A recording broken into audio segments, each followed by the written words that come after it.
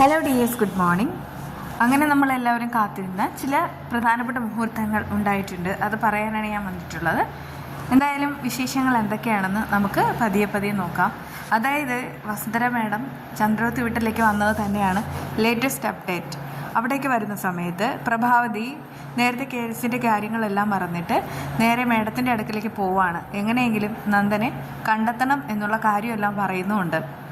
യൂണിഫോമിനോട് 100% വിശ്വസ്തത പുലർത്തുന്ന ആളാണ് ഈ പറയുന്ന വസുന്ധര മാഡം. അതുകൊണ്ട് തന്നെ വസുന്ധര മാഡം ഒരു ഉറപ്പ് നൽകുന്നുമുണ്ട്. പക്ഷേ അവരാണെങ്കിൽ കേസ് അട്ടിമറിക്കാൻ ശ്രമിക്കുന്നത് പോലെ തിരിച്ചൊരു ചോദ്യം ചോദിക്കുന്നുണ്ട്, നന്ദനെ എവിടെയാണ് ഒളിപ്പിച്ചു വെച്ചതെന്ന്.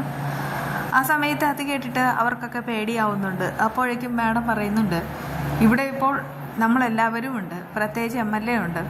MLA ദേവികയും പിന്നെ ചന്ദ്രോത്ത് സിദ്ധാർത്ഥ സാറും ഒരുമിച്ചാണ് നന്ദനെ ഈ വീട്ടിൽ നിന്ന് അന്ന് മാറ്റിയത്. അതിനുശേഷമാണ് നന്ദൻ്റെ തിരോധാനത്തിൽ നിങ്ങൾക്കെല്ലാം സംശയമുണ്ടായി. എന്തായാലും സത്യം നിങ്ങളുടെ നാവിൽ നിന്ന് തന്നെ എല്ലാം പറയണം. പ്രത്യേകിച്ച് അരുന്ധതി മാഡത്തിൻ്റെ മകൻ ഋഷിയുമായിട്ട് ഈ നന്ദനാണെങ്കിൽ ഭയങ്കരമായിട്ട് ശത്രുതയുണ്ടായിരുന്നു. എല്ലാ സത്യങ്ങളും തെളിഞ്ഞാൻ പറ്റൂ.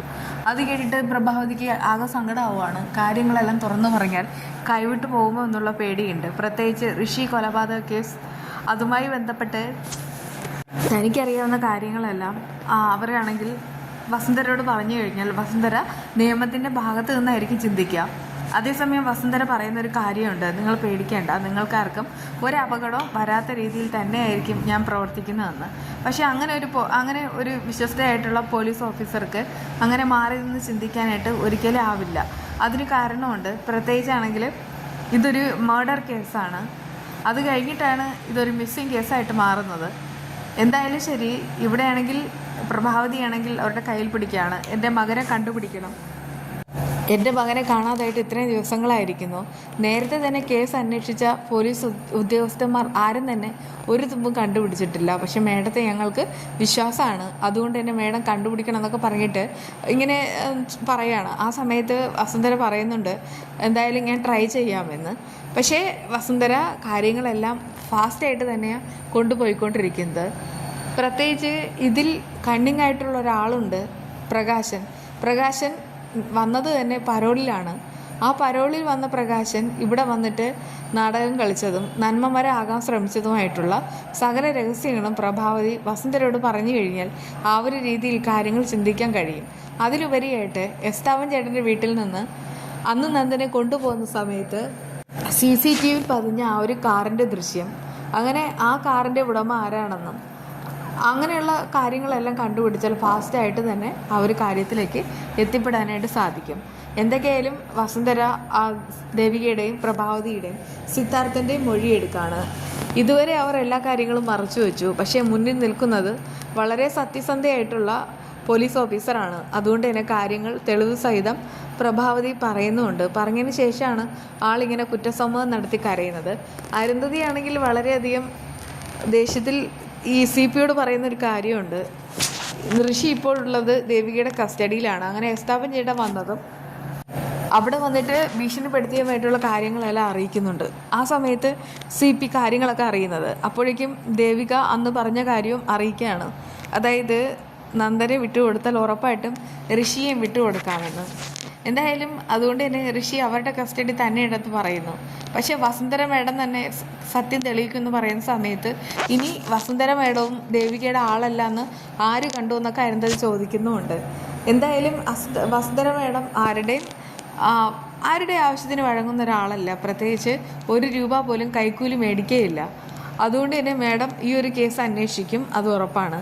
പ്രകാശനാണെങ്കിൽ ത്യാഗരാജനുമായിട്ടൊരു ഡീൽ ഉറപ്പിക്കുന്ന സമയത്ത് ത്യാഗരാജൻ പ്രകാശന് സ്വപ്നം പോലും കാണാൻ പറ്റാത്തത്ര വലിയൊരു എമൗണ്ടാണ് ഇവിടെ കൊടുക്കാൻ പോകുന്നത്.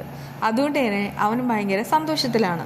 എന്നാൽ ഈ ഋഷിയാണെങ്കിൽ ഈ പ്രകാശനോട് എത്ര രൂപയാണ് വേണ്ടതെന്ന് ചോദിക്കുന്നു. കാരണം അവൻ്റെ അമ്മയ്ക്കാണെങ്കിൽ കോടിക്കണക്കിന് സ്വത്തുക്കളുണ്ട്. കോടിക്കണക്കെന്ന് പറഞ്ഞാൽ 1-2 കോടിയല്ല, ഒരുപാട് കോടി സ്വത്തുക്കൾ അരുന്ധതിയുടെ പേരിലുണ്ട്.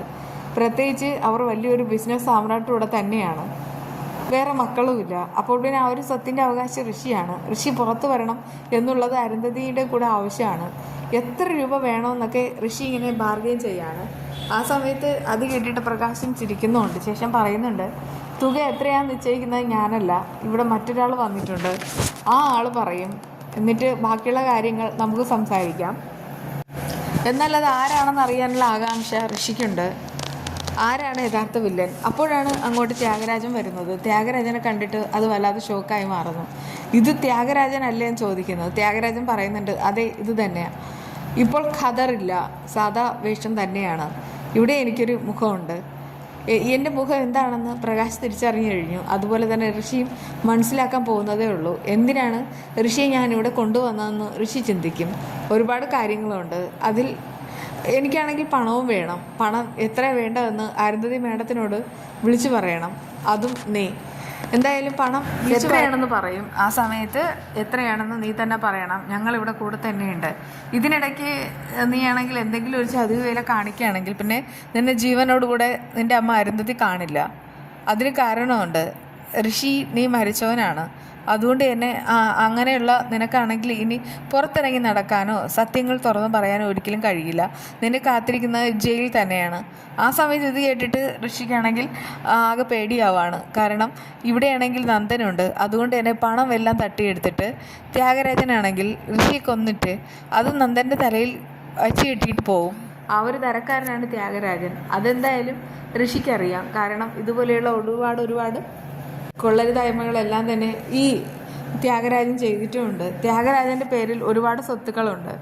അതുകൂടാതെ ചന്ദ്രമതിക്ക് സ്വത്തുണ്ട്. അതിൽ നിന്ന് ഒരു വിഹിതം ത്യാഗരാജന് കിട്ടും.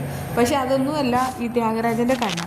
എന്തായാലും അയാളാണെങ്കിൽ ഭയങ്കര സ്ട്രോങ് ആയിട്ട് നിൽക്കുന്ന സമയത്ത് ഋഷി പറയുന്നുണ്ട്, നിങ്ങളിൽ നിന്ന് ഞാൻ ഇങ്ങനെ ഒരു ചതി പ്രതീക്ഷിച്ചില്ല.